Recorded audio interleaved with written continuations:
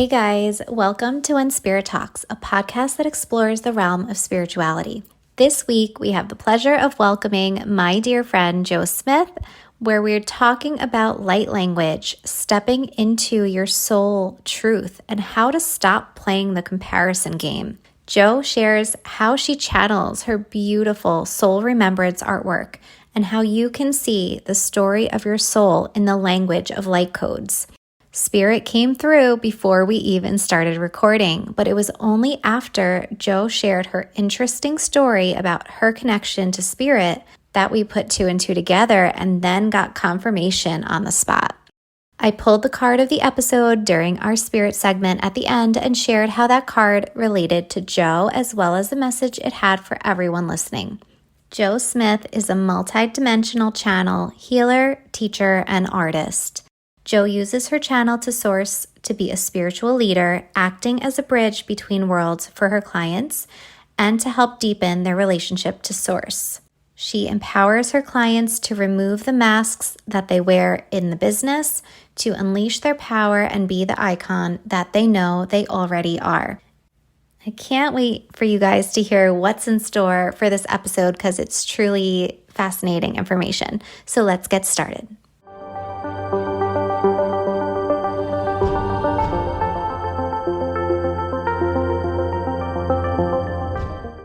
Hey Joe, welcome to When Spirit Talks. Hi, it's so great to be here. So excited. I am so excited to have you on. So, we've done sessions for each other, we've known each other for a while now, and you are just an incredible channel and a beautiful person. So, I'm so excited to chat with you today. Oh, bless you. Thank you so much. I feel the same about you. And yeah, when you said that you were starting a podcast, I was like so excited for you. And when you said I'd love to have you on, I was like, amazing. Yes, I'm here. So thank you for the opportunity. So excited. And what I want to start out with is having you tell us about your journey and how you became a multidimensional channeler and healer. Amazing. Okay, yeah, sure. So my journey started it's probably about 4 years ago, back in 2020, maybe sort of towards the end of 2019. And well, rewinding even further, since I was 15, I've known that I was psychic, that I had mediumship abilities. I was absolutely obsessed with um going to the library and reading and soaking up as much as I could. I was in there all the time reading books, getting the books out of the library in the occult section, as it used to be called back in the day. And yeah, everything, astrology, paranormal stuff, tarot. I mean, you name it. I was just reading it basically. I used to drive my mum mad because I'd come home with like a pile of books and she'd just eye roll at me and go, "God, what have you brought home now?" kind of thing. But my parents were pretty cool. They never stopped me doing anything. They just thought it was just me. So that kind of, so I was all, and I got my first tarot deck when I was 15. So, and I just used to read for myself, and I was kind of just obsessed really about everything to do with sort of the woo woo stuff, as I would call it then, but I don't refer to it that like that now. So time went on, and about four or 5 years ago, I felt a real call to come back to it because I'd kind of like life had been lifing. I'd had kids, was working, probably not as tapped in, definitely not as tapped in as I am now, for sure. But it just kind of took a bit of a backseat, and I think this is quite common with people that do spiritual work. It's like an ebb and flow. It's kind of here one minute, it's never gone, but it's kind of like life happens and you move away from it, or you feel like you can't fully step into it. So I felt this huge call and draw to learn Reiki. And I'd never really had any knowledge or interest or understanding. So I did my Reiki 1 and 2, became a Reiki practitioner. And then it kind of snowballed, and I started to do readings and healing. So, tarot readings, mediumship readings, healing sessions online for clients. And I also went to psychic fairs and things like that, and started doing readings for people. And I loved it. And it was like, I mean, I don't do fairs anymore now, but at the time, it was it was a massive, I'd come out the broom closet. It was this big thing, and I loved it. I loved meeting people. I loved helping and serving and kind of giving them that clarity and that guidance, and using all these things that I'd had my whole life but never really put out into the world. So that's kind of like how I started publicly, running a business through using my spiritual gifts. But it then started to evolve quite quickly. I started to bring through light language. The Reiki was definitely a portal for me to be opened up to receiving and speaking and doing all the things with the light language. But actually, I don't really call myself a psychic anymore, because I feel like I'm more than that now, and I'm basically a pure channel to source. That is why I am. And I connect in with the divine spirit, archangels, ascending masters, councils of light, galactic beings, Mother Earth, the moon. You name it, I connect into it and channel through messages and guidance from that place. So now I tend to weave everything that I do through my healing and the work I do with clients is all kind of it all connects now. It's all interconnected. I don't sort of box it into separate things anymore. Yeah, it's like that integration of all of the beautiful Yeah, skills. for sure. Now, you mentioned light language. What is light language and how does it help people heal? Yeah, so light language is, I'd never heard of it. Had you heard of it before you stepped into the spiritual space? Because I sure hadn't. No, actually, until me and you became friends, I didn't know what it was. It was fascinating to like see you practice and Yeah, like I love watching your videos on Instagram now because it's just truly incredible. yeah. I had no idea what it was. And when I started to see symbols and start to make sounds, I can't even really explain it any other way. Rather than I'd be in the shower and all of a sudden I'd have this urge to kind of speak that I didn't really know what I was saying. I contacted a mentor that I had at the time, and I said, like, what's going on? And she then started to talk to me about light language.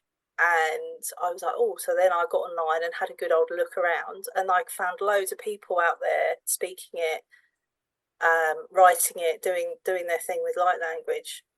And for me, and a lot of people have very different ways of explaining what they feel light language is, but for me, light language is, you don't recognize it with your ear. Like when you hear it or when you see it with your eye, our human, physical kind of hearing, seeing, feeling, that our physical seeing and hearing, we don't really recognize it on that very human level. But what it does, it really, on a very deep cellular DNA level, it really resonates with that part of us.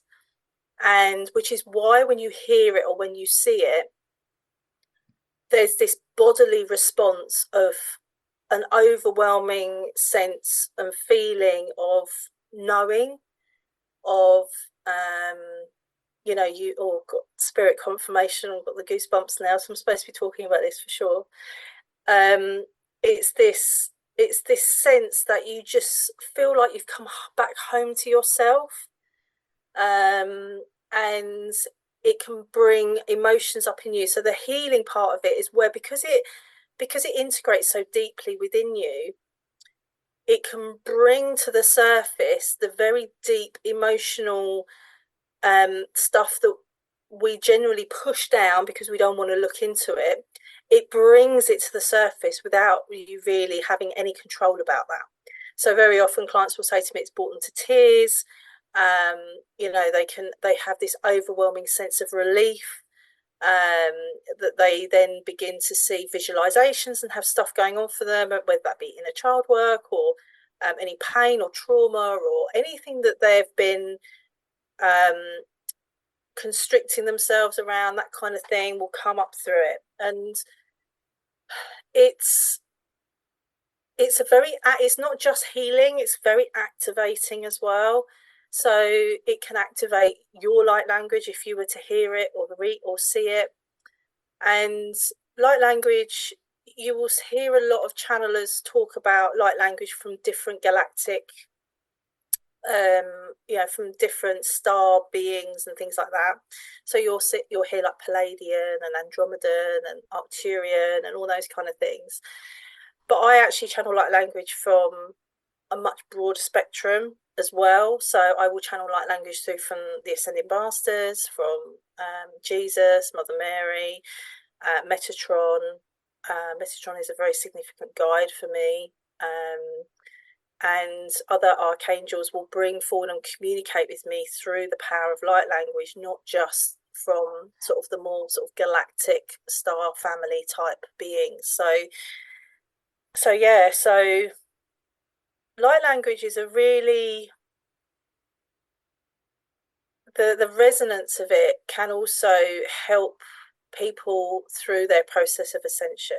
It can activate their parts of them that begins to take them on that sort of journey of that activation of their crystalline DNA to take them into their process of their ascension into the 5D. So yeah, it's pretty cool. It's pretty cool. It does sound really cool, and I've witnessed you doing it, and it is such a special, indescribable feeling. Like it's hard to describe. And I say that with a lot of the energy work, it's hard to quantify and like explain exactly how it makes you feel because it's like at a different level. Yeah, because I think it influences people on a soul level, on a very deep soul level. You know how, like, if you ever go for a reading, or you see, you have a reading or some kind of like session with a psychic or a healer, and something they say to you, literally you've got the tears pricking behind your eyes, and it's like a sucker punch to the heart, isn't it? It's like, oh, and you feel it. And the reason that response happens is because your soul hears that. Your soul, and I'm here because the soul kind of sits in the higher heart, between the sort of the throat chakra and the heart chakra. And it's that overwhelming, just, oh my God, that's just, we have that emotional response because it is our soul. And that is what light language does. It speaks to your soul on a very soul level, deep soul level. Mm. So, what would a session with you look like? Okay, so I suppose really my sessions, I'm not really just a coach or a healer. I'm I feel like I just don't box myself into those categories. Yes, I'm a healer, I'm a teacher, and I use, because my connection with the divine is so deep, and my relationship with divine source energy, universe, God, whatever terminology choose that's good for you. I have one foot in both worlds all the time, and I'm that bridge between the two. So I weave all my years of coaching experience in the 3D and all my personal experiences that I can then support clients with. I weave that in with the 5D work that I do. And the sessions can be really powerful energy alchemy, cutting cords and releasing, soul retrieval, DNA, your crystalline DNA activation. And I think that there are certain aspects of my work that focus purely on the energy alchemy and the healing and that kind of work. And then the other part of the work I do is around alchemizing the fears that people have, particularly people, entrepreneurs, soulpreneurs, light workers, healers, coaches, all those kind of people who are holding on to fear that's stopping them moving forwards in their business, and like wearing a mask, really. And my job is to empower my clients, to give them breath back, to make them feel alive again in their business, to feel pleasure, to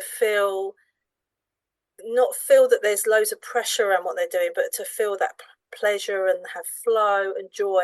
I can bring that to clients so that they can, and show them and teach them how they can bring that into their business, as well as helping them to get that very deep connection to source, because ultimately that's where infinite abundance lies, in that space. That feeling of joy totally elevates your frequency. So I feel like tuning into that and embodying that is incredible. And I know you help women become an energetic match for who they want to be. Do you find there's an obstacle that holds people back from stepping into that next level? Yeah, so I think a lot of the time it's because they're not breathing. And for me, the only moment that is important, that is relevant, is this very present moment. And every second that passes is the new present moment. The past doesn't actually exist, nor does the future. And it's about moving through life and business, breath by breath, moment by moment, and being really present in that moment, rather than trying to think about all the hows and the worrying about what it's going to look like in 1, 2, 3, 5 years time, or even 6, 7, 8 weeks time, or even a week's time, because none of it is set in stone. And whilst it's great to have goals and a vision, we want vision, we want to know, and ultimately I work with visionaries, and I am a visionary, as are you, so it's good to have vision, but it can be that fear of not being able to just go step by step, day by day, is a huge block and resistance to taking those steps. With procrastinating is a huge that's the place we end up sitting in when we've got a huge fear about moving forwards. And that resistance always stems from lack, always stems from a sense of lack around something, whether it's about not feeling good enough, not having enough money, not feeling safe and secure, feeling too scared to be visible. All of those things, it all ultimately comes back into feeling not enough and feeling that sense of lack. So yeah, I think they're probably the biggest obstacles I see when I work with clients, definitely. Overwhelm is a big one because, just like you mentioned, I feel like people start out, they get to the point where they have an idea and then they finally get that motivation to like pull the trigger and do it. And then as they start doing it, like you mentioned, those fears start popping in from like each side, and like they start to tack on and add on to each other. And then that overwhelm and the fears and everything starts to damper the energy, and it holds you back, just like you said, from surrendering and moving forward, because now you're thinking about all the potential implications of what you're doing or what you're not doing. So I think it's amazing that you mentioned focusing on the present moment, because like you said, it's the only moment we actually have some kind of control over. 100%. And I think that is why just moving breath by breath, so that you actually, the overwhelm comes in when you're trying to look too far ahead about what's going to come next. Actually, what's coming next isn't important, is it? And also, when you release that feeling of something having to work, And having to have a particular outcome, like getting so many clients or making so much money or getting, or whatever it is, the relief once you let that go is palpable, because all of a sudden it's like, I actually don't really care if this doesn't sell or if this doesn't happen, because I have to put this out in the world, because this is my soul work. And when we come back to remembering, that place of remembrance of why we created that offer, that thing in the first place that we wanted to put out into the world, and realize that actually nothing else really matters, I just want to tell people about this, that's when you start to manifest the abundance and the magic and the pleasure, and feel that sense of sheer aliveness, because it is, that's what you're here to be doing, and everything else doesn't matter, and ultimately will be a byproduct once you release and let go. Yeah, you got to be a little selfish in those moments because if you think about it, it's like, what do you want to bring into the world? What makes you happy? What do you want to share with other people that you know will benefit them? And then you just, in that moment, forget about everything else and do it. And the more you start doing that, that momentum and that energy will just Yeah, continue. And I wanted to ask you, is there one thing that maybe people can start doing at home to start elevating their frequencies? I think the main thing that people can do to help themselves is to stop in their day and allow themselves to create some space just to quieten their mind and quieten their body. I think a lot of people get really hung up on the whole meditation thing, and they think, oh my God, I haven't got time to sit there in some kind of like Zen like pose for half an hour. But you really don't have to do that. You can create that space in your life every single day without spending hours and hours doing it. It can be as simple as making your morning cup of coffee and just, being really intentional about what you're doing. It could be going for a swim. It could be being in the shower and just allowing yourself to stand beneath the shower head and let the water just run over you, and close your eyes and just allow yourself to feel and be in that present moment. Yes, if you love to sit and meditate and do all the things and connect in with your guidance and your guides, great, do that. But it doesn't have to be that way. You can go out for a walk. So I think that quietening the mind and allowing yourself to create that space to come out of your head and drop into your body and into your heart space, that is when you actually start connecting to your own self, and you can hear your soul whispers. You can hear what your guidance is being given to you, because all the other times there's too much noise going on and we're up in the head overthinking stuff all the time. So I think that's a game changer, doing that. You connect with your heart when you do what makes your heart happy. Yes. Since starting your spiritual business journey, what is the biggest lesson that you've learned so far? Not to compare myself to other people. I think that I've had to do, as most of us have done, a lot of shadow work. Like a lot of like looking at the stuff that I don't really like about myself, or the stuff that hurts a bit. And it can be painful, but it doesn't have to be. It doesn't have to be. I think there's a myth that shadow work has to be really painful and take months and months. It really doesn't. And actually, all of those parts of ourselves, we're not looking to bin them off. We're actually looking, we don't want to shove them away and pretend they're not there. We actually want to embrace that, because that's all of us. But I think the biggest lesson for me as part of that is not comparing myself to others, because I know it's a bit cliche. We are all on our own journey.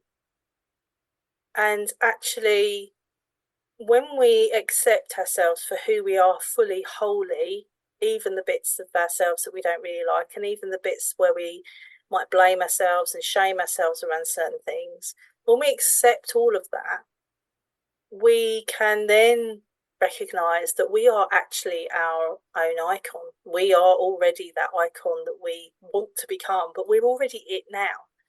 Trying to compare ourselves to the way other people who are in our line of business do their thing online on social media, the types of offers they're putting out, the way they're speaking, the way they're sharing their message.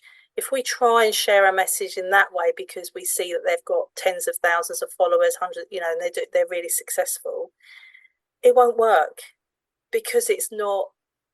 I'm not a huge fan of the word authentic, but it's not our truth. It's not my truth. It wouldn't be your truth. Because ultimately, when people buy services from spiritual people, but also from anywhere really, we are buying very often the energy of what we are picking up from that person. We're stepping into their energy. And I think when you are doing energy work, that's even more important, because I want people who see me online to see all of me, so that when they step into my space privately, they know that the energy exchange has already started to happen, hasn't it? The energy exchange has already started to happen. And they will know in their own heart whether they feel resonance with me. So yeah, I think the comparing yourself it comes from lack again, and it creates resistance. It creates resistance to moving forwards. But we've all done it. I don't think we ever stop completely, but there are things you can do to help yourself along that journey by, just give yourself a break from following certain people if they trigger you in some way, or just withdraw yourself from seeing those things, so that you can really fully step into your space. Those are great tips. I agree with you. It's that comparison is it can be really painful if you're focusing on that lack aspect. And just like you mentioned, we all have our own frequencies, we all have our own soul resonance. And I feel like when we tune into that instead of tuning into everyone else's, it gives us like a power in a way that no one else has, because it's only ours. So by tuning into that and expanding that and shining that and showing it off, yeah, it really helps with all of the things that you just mentioned. Yeah, no, totally. And we talk a lot about, don't we? Or you'll hear coaches talk a lot about stepping into your power, and a lot of the time, certain phrases are kind of like bandied around, aren't they? And sometimes I wonder, do people really understand what that means? Do the people that are saying that really know they probably know what they're trying to say? But that is exactly what it is. Standing in your power is about standing in your truth, who you are as a person, and being warts and all, not like holding anything back just because, it might feel a bit uncomfortable, or someone might not like it, or and you had lived experience of this recently, and I know that we've had a conversation about that, and with and of course, the more out there we become, of course we're going to come across people that are like, well, actually, I don't agree with you, but I think that's amazing, because we're all then able to then start speaking how we feel about things. There's no right or wrong, it's just different perspectives. Yeah. Blending that shadow and our light and just stepping into that. Now, I have to ask you, because I am loving the channeled artwork that you've been doing, and I want you to talk about what that is, the process of how you get these symbols and get it onto paper, and then what that art represents and what the messages might mean for the person who's commissioning you. Yeah, sure. So, oh my God, this is a part of my business that I absolutely love. I love it because it allows me to connect with clients on a very different level, and it allows me to show and help my clients who commission me to do this work to step into their soul truth, and to see your soul encoded on paper. I mean, it's powerful stuff. It's powerful. The process, and this is another thing that's really hard to explain.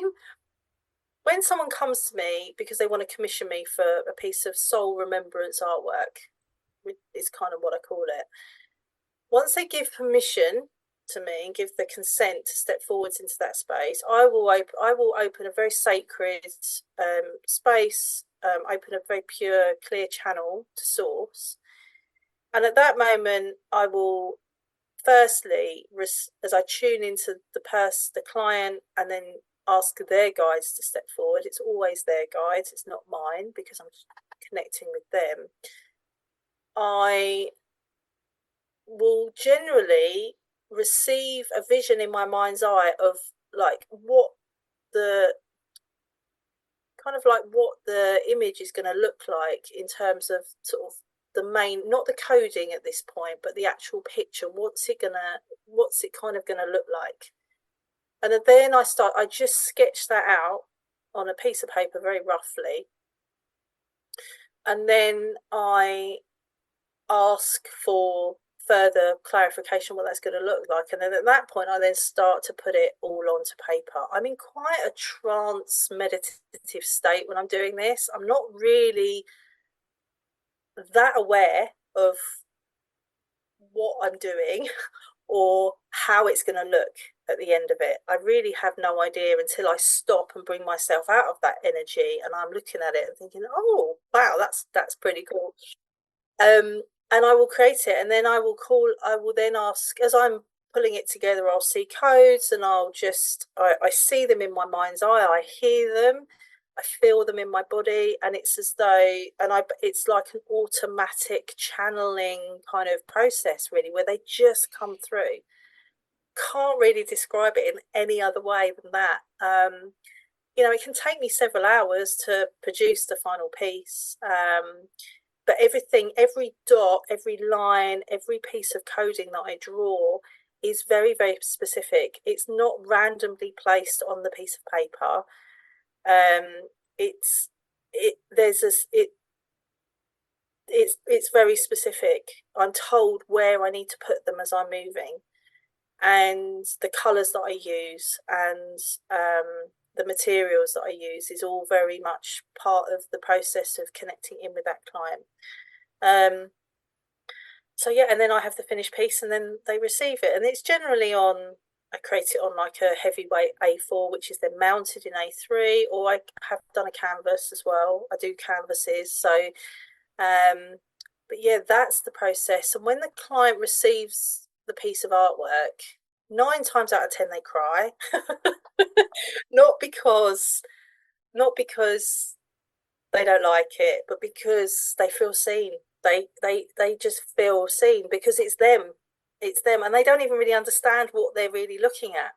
But the coding is very layered. So every time they tune in with it or connect with it, or just by having it in their home, it creates this frequency that they're picking up without really understanding how they're doing that, and it can activate their spiritual awakening even further, and do a lot of the things that I talked about when I was talking about the light language. It can heal, it can activate, well, say it will do all of those things, and it will, if you're in this space where you feel a bit lost and you're not really sure if you're actually on the right path or what it is that you're here to be doing, it will help guide you to that place. It's really powerful. It's really powerful. Wow, it sounds like you're allowing them to see who they truly are at that soul level. And I'm sure it's overwhelming in such a beautiful way that it brings them to those tears. Yeah, and of course, and I share a lot of the art that I create, and you know, when you see a client's piece of artwork, or visually, you'll be like, "Wow, that looks beautiful," because it's the intricacy of it, but it won't resonate with you the way it resonates with them, because each of our souls has a very, very unique frequency. So whilst visually you might think, yeah, that looks lovely, when you receive yours, it's a completely different response, because it's you and it's your soul. So yeah. Very, very cool. And I have to say, so I'm looking at Joe, And there's a spiritual being to your left. I see it. Can you The whole time you were talking really? about your artwork. So, do you have a specific guide that you tap into when you're doing this, or like who kind of maybe brought it into your energetic sphere? Is I see like a blue hue. Can you see a blue hue? Yeah, it's like a bluish green. Yeah. So when before I come on and do a podcast or any piece of work I do, I always open a sacred space. Whenever I'm talking about my work, just coming on here, I haven't just kind of like leapt on and kind of just da here I am. So to my left is always Archangel Michael, always. To my right, to my Ah, right is always Archangel Raphael. yeah, the whole time. And I didn't want to cut you off. I was like, I'll tell her later because it's going to move right into that spirit segment that we're going to get into Yeah. now. So that's Michael for sure. Such a great protector. And I love that you shared a little bit about how you connect and get ready for the amazing moments in your life and in your business and in your practices. So, what is one thing that you always include in your daily routine that helps you stay grounded and balanced that might help other people do the same? For me, meditation is key for me. I meditate every single day, connecting every day, because for me, having that deep connection with Source is where the infinite abundance lies. It's where my guidance is. It's not to say that I don't make decisions from a human perspective either. I'm there's I'm infinite and finite. So, the human and the divine. I am both. But for me, it's about meditating, quietening my mind, allowing myself to receive the guidance that I need to receive in that moment. That's for me, that's just a no brainer. It's a non negotiable part of my daily life, really. Incredible. And I know you have so many of these stories, but what is your favorite story regarding your connection with spirit? Oh my God, I've got hundreds. A tough one, right? Yes, that's a really tough one. But I'm going to tell you one story. So I'll keep it top line. But this is going back quite a few years now. And this was quite a pivotal moment where I thought, oh, okay, my connection's clear. It was pivotal. It kind of made me see. So I was out walking my dog, and I was not far from home, and it was a beautiful sunny day, and I heard as clear as day through clairaudience. I heard a male voice saying hi to me, and telling me who he was. I'm not going to mention him, but tell me that it was him, and he was an old colleague from work, and I'd not worked with him for years, not seen him for years, not seen him for years, and it was really bizarre because I absolutely knew he was alive and well, and I didn't like. He definitely hadn't passed away, which had been my experiences before. So I was like, this is a bit odd. So it was obviously a telepathic communication, basically. And he just popped in and said, hi, I just want to let you know I had so much fun working together. Look after yourself. And I was like, okay, thanks very much. Sent a message back to him telepathically. And then later that day, later that day or the following morning? I think it was the following morning actually. I logged on onto Facebook, and the first thing I saw was a post on Facebook saying he passed away the previous evening. After I received the message. And I've got goosebumps. Yeah, I don't know, it was I just sort of I remember sitting there looking at the screen on my computer and thinking, did that actually happen? What the hell? So, but yeah, that was an interesting one, and quite heart wrenching, really. And it still makes me feel a bit emotional. But it just at that moment gave me evidence of how powerful my ability to connect on many levels, even telepathically, with people that are actually, I mean, obviously I don't know, he hadn't passed at that point, for sure, because I was out in the morning and he passed that evening. So really interesting. Wow, that's really special. And I'm sure, yeah, it caught you off guard. The other thing that I wanted to mention was, and it's so interesting because this happened the other day and another time when we logged on before we started recording and you were opening the window, you were by the window. I got this crazy loud feedback through the mic. And it's so funny because this is now the third time it happened. And both of the previous times, it was when a male in that podcast guest's life had passed away and they came through Oh, to let them know that they were here. And it was so funny because it was like, I literally, it just happened last night again. I was like, this is crazy. It can't be a thing. And now that you're mentioning it was another male who was so close to you that passed away, and it was freaking loud. It was so loud. It was louder than any of the other people's. But I was like, I have to, and I'm getting goosebumps yeah, now, me but too. I had to Yeah, mention that because I was like, for me, I was like, oh, is this just like a weird thing? But it's no, never a weird no, thing. It's always yeah, and intentional. I've got the confirmation that, yeah, that's Yeah. not a coincidence. Yeah. Wow. Ah, amazing. It's so funny how, like, even for us, like, right, when we're working with people, we get these signs and we don't always know. We're kind of like, we might second guess, but then it's like spirit is like, nope, Yeah, you're right. yeah, Just sit in it. But yeah, so he was with you before we even started. amazing. Well, he's here now because I can feel him now. He's stepping forward again, so because I'm getting the Oh, confirmation, so it's really cool. oh, so special. Now, what is one final piece of advice you have for listeners who are trying to improve their spiritual well being? So be mindful of your energy. Everything is energy.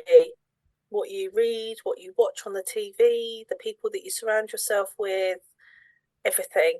And that can be quite a challenge, but I think energy workers, light workers can generally be highly sensitive people, very empathic, picking up on everybody else's energy. So, but even, stuff that you watch on the TV, things that you read, um,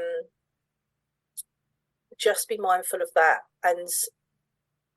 and to pay attention to how you feel after those situations. And actually, the more connected you become to yourself and to source, the more you can quickly recognize when you need to take yourself away from something in order to shield yourself energetically from it. It can be challenging because sometimes it's people you live with and people you work with, so it can be Mm-hmm. really challenging. Mm-hmm. But I think that, yeah, that's probably a big tip. That's a simple tip, but a really important tip because when you mentioned the news, it was like, it brought me back because I remember my mom always had the news on and I always just felt so uncomfortable. And so as I've grown up and I got my own house and all that stuff, I refuse to watch the news. I just can't do it. And it's funny because my husband will joke, he'll be like, you need to watch the news. You need to know what's going on in the world. And I'm like, I can't do it. It just brings me down. But yeah, it's like forgetting about what everyone else says and just really taking care of yourself and your energy. And just like you said, the more you start to notice, the easier it'll get because you're Yeah, tuning into the external stimuli that you're receiving and how it's making you feel internally. And then you can start to set those boundaries with your energy to kind of prevent those external pieces from having that impact. definitely. The more in tune you become, the more aware that you are before you've even been exposed to it, that you shouldn't be exposing yourself to it, because you will get the signs to say, don't. Yeah. Yeah, exactly. And Joe, where can our listeners go to learn more about you? Okay, so Instagram is my main platform. So I'm on there as Joe underscore the _channel. I know you're going to link it all in the show notes in any case. And I am on Facebook as Joe the Channel as well. So yeah, they're the main places that you can connect with me. My website is www.joethechannel.com. So yeah, they're my main places where you can connect in with me. I'd love to hear from you if you want to ask me any questions, or come and see what I get up to on my social media platforms. Yes, check her out. Now, Joe, I don't know if I told you this, but I'm pulling a tarot card for each guest in each episode and then a general message for everyone listening. So I pulled your card and I'm going to show you right now. Okay. So you got the Son of Swords. What I picked up on was that you came into this lifetime with a purpose, and that purpose is to act as a soul savior and protector to help people elevate, work through any confusion or difficulties, things that are keeping them stuck, and that you're so bold and brave and you take action when it's needed and you help others do the same. So it's as if you're that brave warrior in this world. Love that. Thank you. I love that. And it resonates. So thank you. And the message for everyone else in regards to this card is to start moving, to take action on your goals and your desires. You have the strength to get through whatever you need to get through. Joe, thank you so much for coming on today and sharing all about your gifts and your talents and your artwork. So thank you again for being here. Thank you. It's been such a pleasure. I've loved every minute of it. Thank you so much.